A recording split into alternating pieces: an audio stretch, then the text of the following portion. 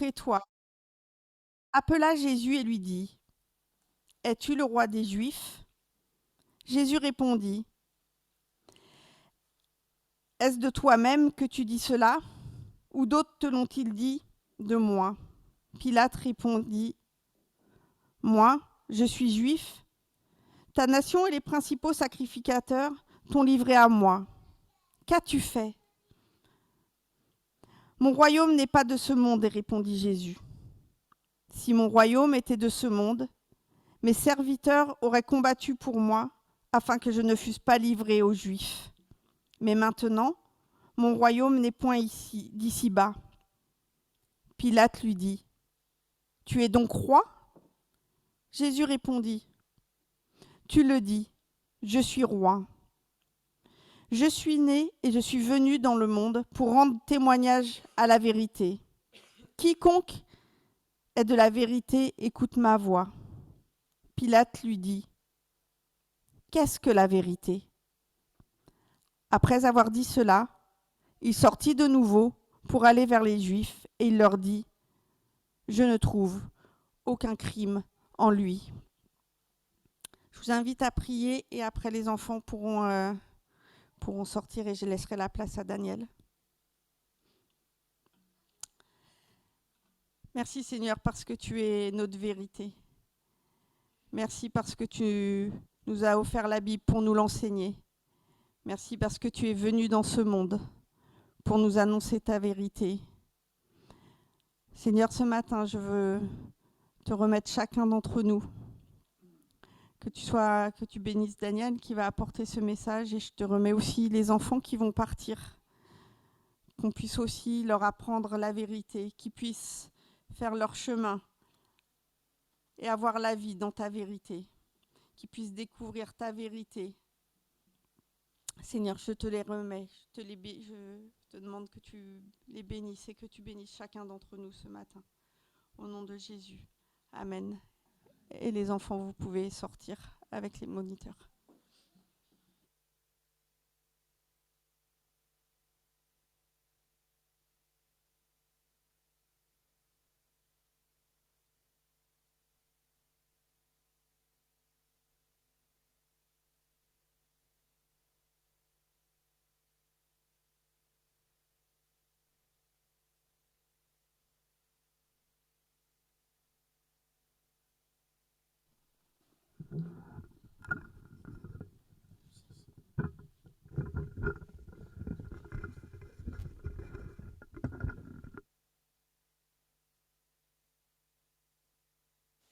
Tu peux remettre l'image du début? Juste pour faire une petite présentation, est-ce que vous savez ce que représente cette image?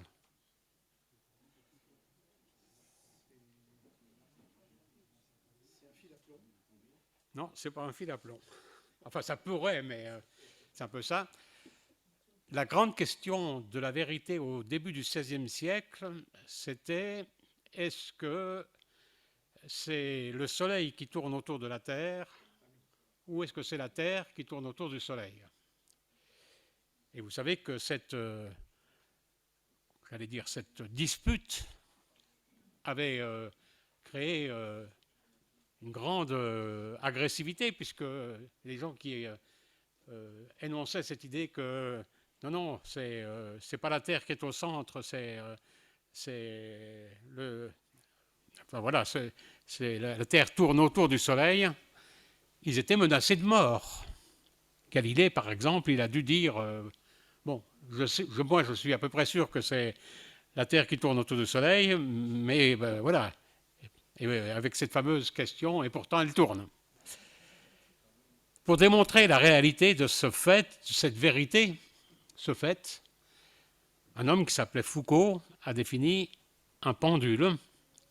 Il l'a fait d'ailleurs à Paris, ce qui est maintenant je cherche l'église Sainte-Geneviève, l'endroit où il y a les Français.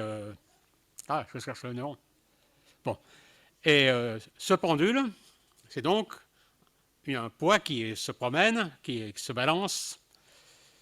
Et comme que la Terre, le poids il se balance toujours dans le même axe, mais comme la Terre tourne, et si vous prenez un long pendule qui va prendre beaucoup de temps, vous allez voir au fur et à mesure que le pendule va se promener, en fait, il va faire des traces différentes. La preuve du fait que la Terre, que la vérité scientifique, c'était que la Terre tourne autour du Soleil, ça a été démontré par Foucault. D'où cette fameuse question, qu'est-ce que c'est que la vérité? J'ai intitulé le titre de mon message avec cette question que pose Pilate. On a lu le texte, ce texte que Myriam nous a lu tout à l'heure.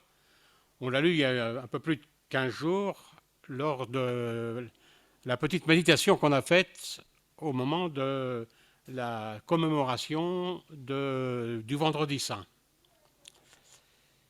Et Pascal nous avait proposé de faire une lecture de ce texte de Jean de manière un peu théâtralisée. 4 personnes étaient 4 interprètes, prenaient l'ensemble du texte et énonçaient le texte. Et donc le fait d'avoir comme ça ces paroles, pas seulement lues, mais un peu théâtralisées, a donné du sens, en tout cas pour moi, a donné vraiment du sens au texte. J'ai été frappé en particulier par cette question que pose Pilate à Jésus. Qu'est-ce que c'est que la vérité? Et j'ai été frappé surtout parce que j'ai réfléchi à la situation que nous étions en train de vivre chez nous, dans notre société, et je pense à la brûlante actualité de cette question. Qu'est-ce que c'est que la vérité? Qu'est-ce que c'est que la vérité pour nous en ce moment, dans la société que nous sommes en train de vivre? Nous vivons une époque de relativisme moral où on dit très facilement « il n'y a pas de vérité absolue ». Moi, je vais définir ma propre vérité. J'ai une vérité qui fonctionne pour moi. Je peux comprendre que cette vérité ne fonctionne pas pour vous, donc vous pouvez croire ce que vous voulez croire, et moi, je croirai ce que je veux croire. Vous pouvez appliquer ça à un certain nombre de sujets récents. Et ne me dites pas que votre croyance est la seule vue correcte de la vérité, parce que la vérité est relative. Et ce qui pourrait ressembler à une position tolérante par rapport à ce que chacun pense, on s'aperçoit que finalement, très rapidement, ça devient au contraire quelque chose qui est un signe de conflit, d'agressivité. Moi, je crois ça, mais je ne suis pas capable d'accepter que toi, tu crois autre chose. Je ne suis pas capable d'accepter le fait que tu puisses avoir une opinion différente de moi. Et vous savez, comme moi, que dans les conflits récents, cela a même conduit à des séparations, à des difficultés de relations au niveau de la famille. Discuter de la validité d'un vaccin, par exemple, lors d'un repas de famille, et vous allez voir. Ou discuter des problèmes de la société, et vous allez voir. On installe, ce qui est étonnant, c'est que ça se transforme en agressivité. Il n'y a plus de dialogue, et on arrive à des confrontations d'opinions inconciliables.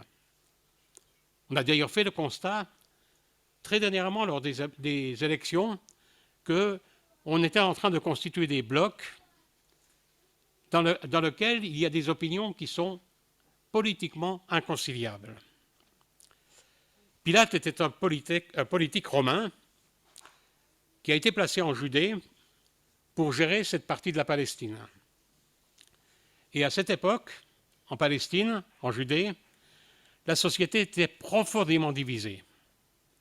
Profondément divisée en particulier à cause de l'occupation romaine. Il y avait des groupes qui toléraient les Romains, comme par exemple les Sadducéens, comme par exemple Lévi.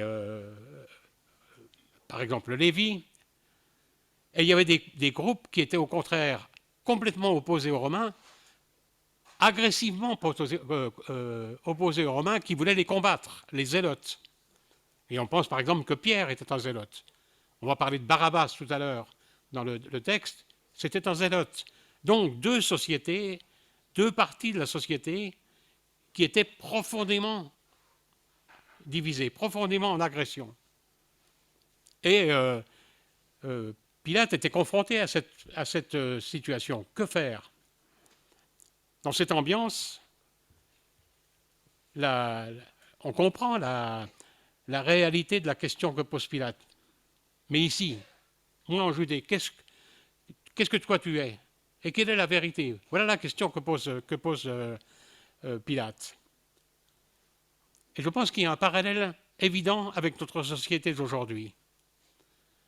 La confrontation, les difficultés de relation face à la vérité font qu'on agglomère des parties de la société qui deviennent inconciliables et qui développent des vérités relatives. Chacune sa vérité, et il n'y a pas de compatibilité possible entre les vérités différentes. Avec en plus, comme autre conséquence, une progression fulgurante de faits qui ne sont pas avérés, de mensonges. Moi, je suis frappé, par exemple, de voir le nombre de choses qui, de manière évidente, sont des mensonges et qui pourtant sont développées. Des dizaines de milliers de personnes, par exemple, croient que le 11 septembre 2011 aux États-Unis, il ne s'est rien passé. Des milliers. Donc, il y a à la fois, cela se traduit par une agressivité, une difficulté au niveau des relations, une violence, et par le développement du mensonge. Et on peut, par exemple, trouver, de manière très évidente en ce moment, des responsables qui vous énoncent des vérités dont c'est clair qu'elles sont contraires aux faits. Je prends un seul exemple. Les responsables russes nous ont expliqué que les massacres qui se sont passés à Boutcha, ce n'était pas vrai, c'était de la mise en scène. Donc il n'y a plus de lien entre la réalité des faits et ce qu'on pense comme une vérité. On a dit, lors de la Première Guerre mondiale, qui était aussi un temps où les opinions étaient aussi très fracturées, en particulier les opinions européennes, on a dit que la première victime de la guerre, avant même les morts, c'est la vérité. À partir du moment où la guerre s'installe, la vérité n'est plus présente.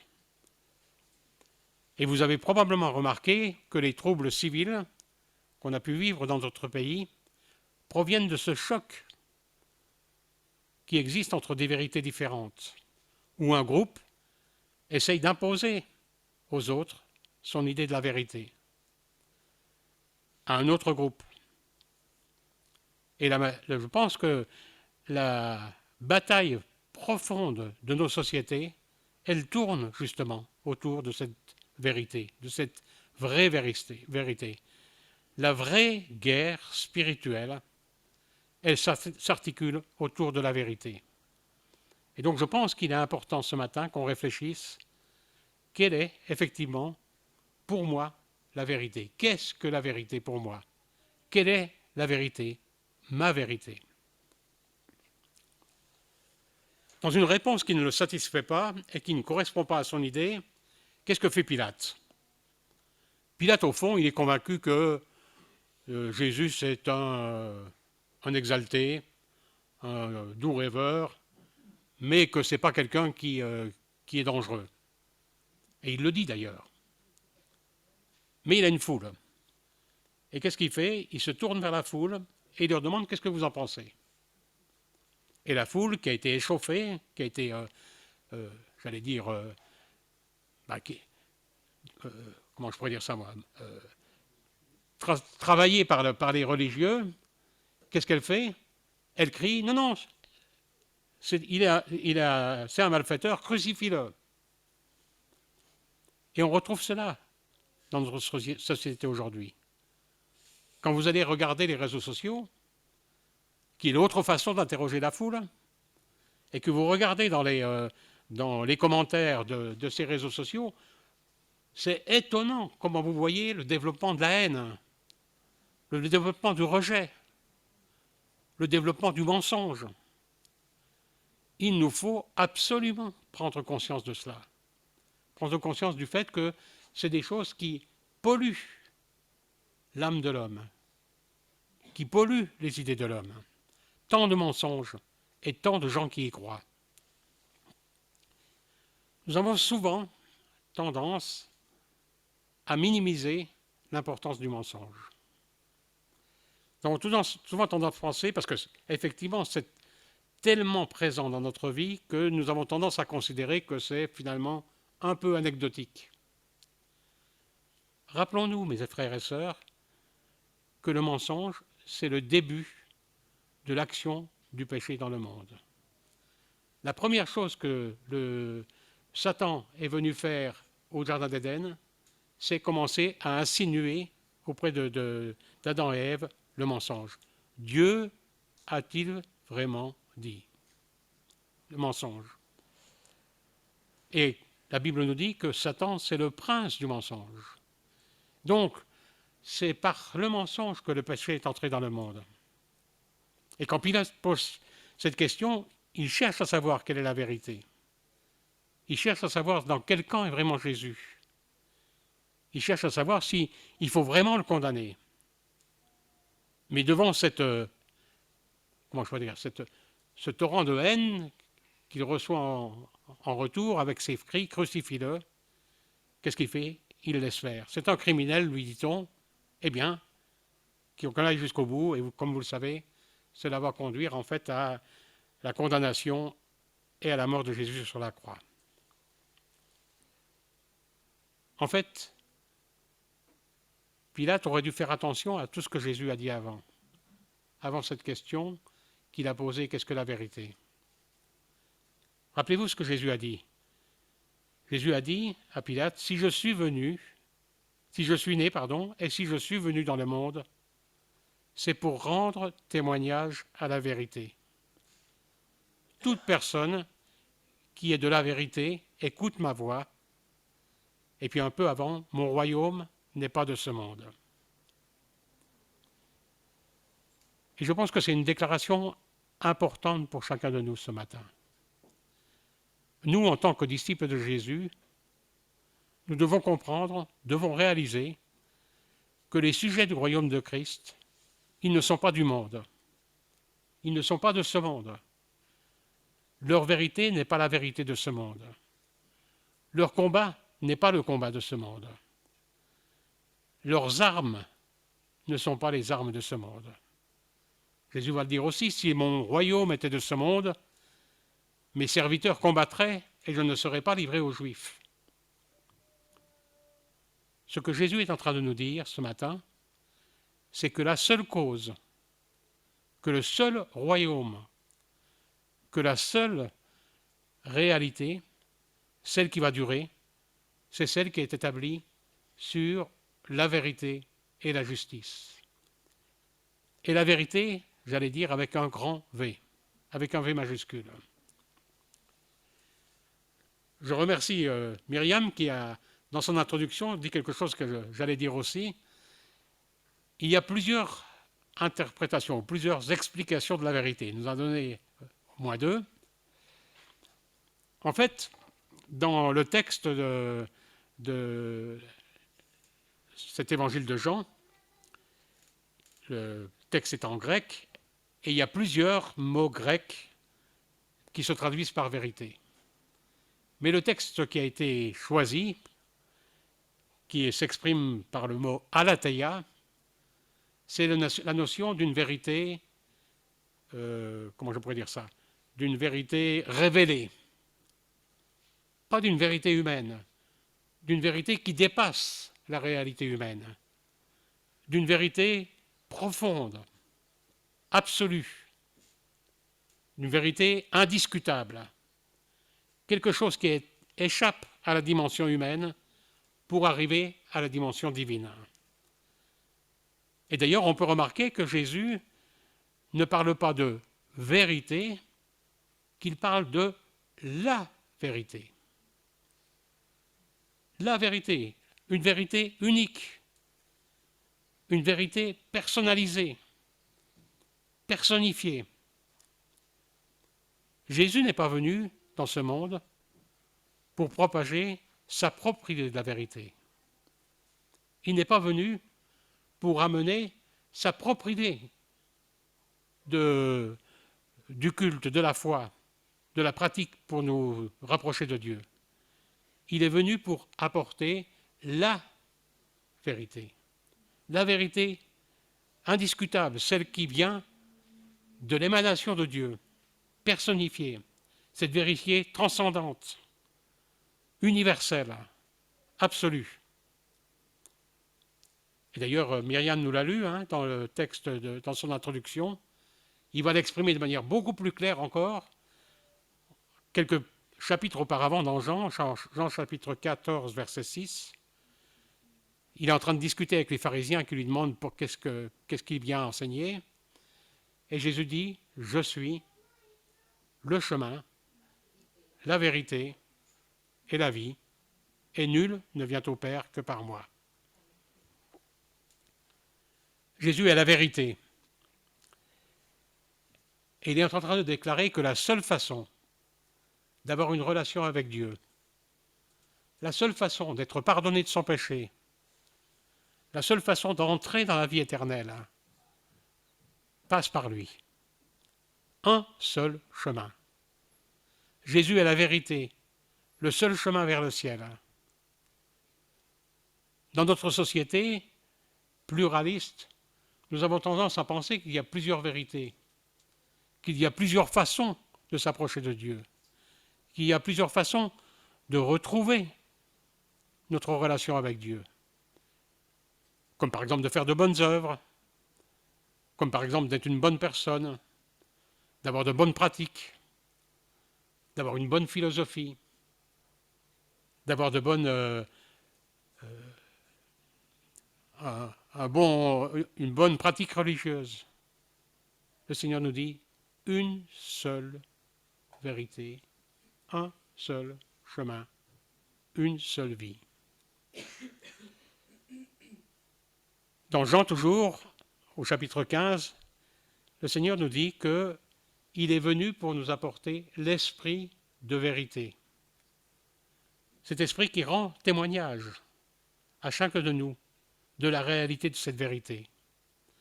Et notre mission en tant que chrétien, notre mission en tant qu'enfant de Dieu, c'est justement de témoigner de cette vérité, d'enseigner cette vérité que seul Jésus nous amène au Seigneur.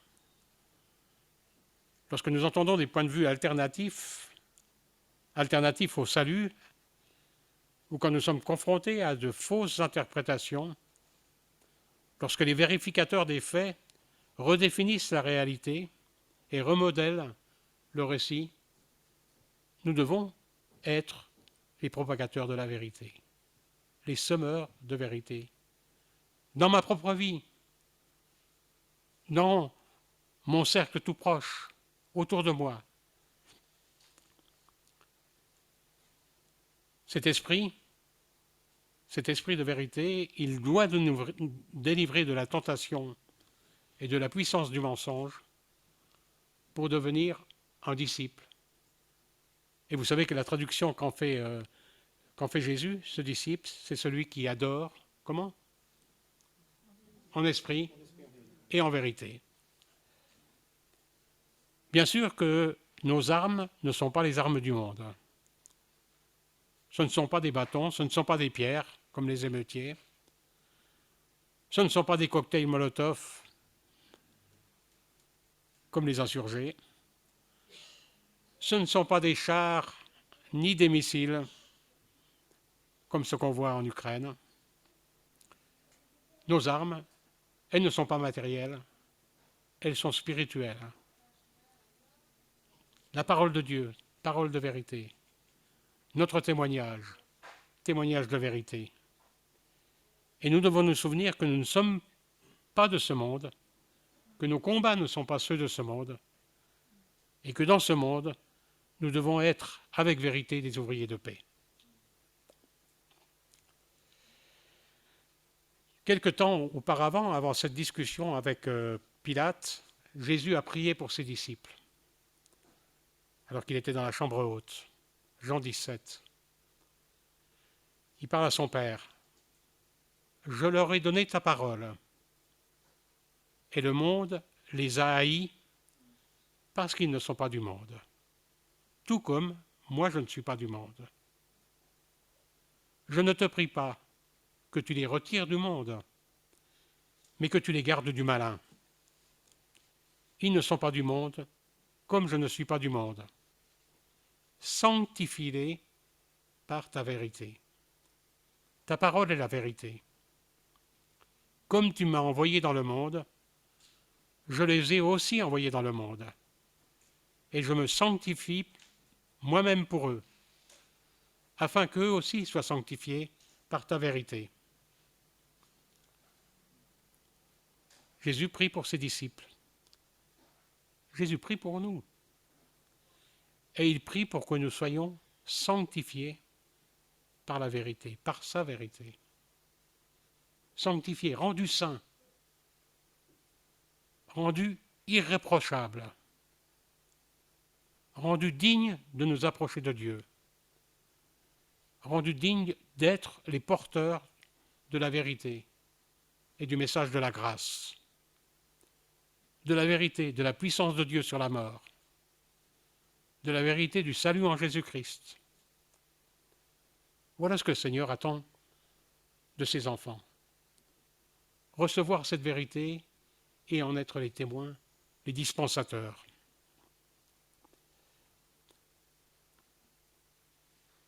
Arrivé à ce point, je pense que c'est bien que nous puissions réfléchir les uns et les autres. Je vais vous proposer peut-être qu'on ait 30 secondes de réflexion sur cette idée-là. Quelle est ma position face à la vérité? Où j'en suis face à la vérité? Et puis après, je terminerai. Je vous propose peut-être d'avoir un petit peu de réflexion.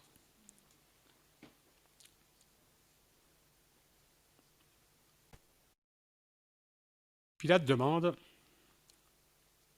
qu'est-ce que la vérité? La vérité, c'est que Jésus-Christ est venu dans le monde pour faire connaître à ce monde, à ce peuple perdu, qu'il a un Père qu'il aime. Pour faire connaître qu'il est séparé de Dieu par son péché. La vérité, c'est que Jésus-Christ est venu pour nous permettre de revenir à Dieu, qu'il a accepté de venir sur la terre pour réparer le péché qu'Adam et Ève ont apporté dans le monde et dont nous avons hérité. La vérité, c'est que Jésus-Christ, qui est l'agneau de Dieu qui enlève le péché du monde, a été injustement jugé, injustement condamné, injustement crucifié, pendu sur la croix. Il est mort à notre place. Mais la vérité, c'est aussi qu'il est ressuscité des morts et qu'il est maintenant auprès de Dieu. La vérité, c'est qu'il a fait tout cela pour nous restaurer et faire de nous une créature de nouvelle. Une nouvelle création. Et nous permettre, les uns et aux autres, quel que soit notre passé, de retrouver notre Père. Voilà la vérité que Jésus-Christ est venu apporter. Et c'est pour cela que le Seigneur dit, à la fin du verset 37, « Quiconque est de la vérité écoute ma voix. » Pilate n'a pas compris cette vérité. Et quand il a vu Jésus debout devant lui, il ne pouvait pas voir qu'il était le Fils de Dieu. Il ne voyait pas qu'il n'était pas seulement roi des Juifs, mais qu'il était roi de l'univers, roi de toute la création. Mais vous et moi, nous qui avons rencontré le Seigneur et qui vivons par la foi, nous pouvons le voir, parce que nous croyons à la vérité et parce que nous sommes de la vérité. Alors laissez-moi vous redire la vérité sur ceux qui entendent sa voix et qui la reçoivent par la foi.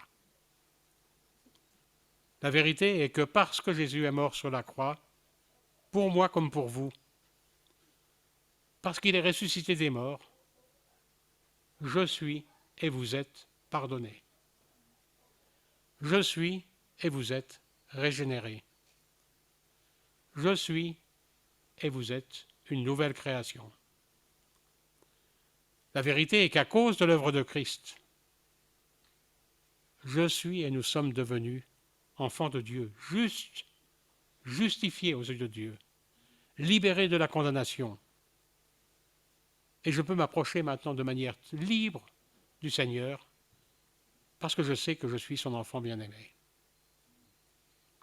Cette vérité absolue, transcendante, elle est personnifiée, elle porte un nom, un seul nom, parce qu'il n'y a sous le ciel aucun autre nom qui ait été donné pour témoigner de cette vérité, c'est Jésus-Christ. Acte 4, verset 12. C'est par l'œuvre de Jésus-Christ et par l'envoi de son Esprit que nous sommes appelés par l'Évangile, sanctifiés par sa parole et gardés par son Esprit. Gardés dans quoi? Gardés dans la vérité. Jésus nous dit ce matin qu'il y a une vérité absolue. Quand il s'agit de notre relation avec Dieu, quand il s'agit d'entrer au ciel, cette vérité absolue, vous l'avez déjà entendu 2 fois, 3 fois, c'est ce que Jésus dit, je suis le chemin, la vérité et la vie. Nul ne vient au Père que par moi. Amen.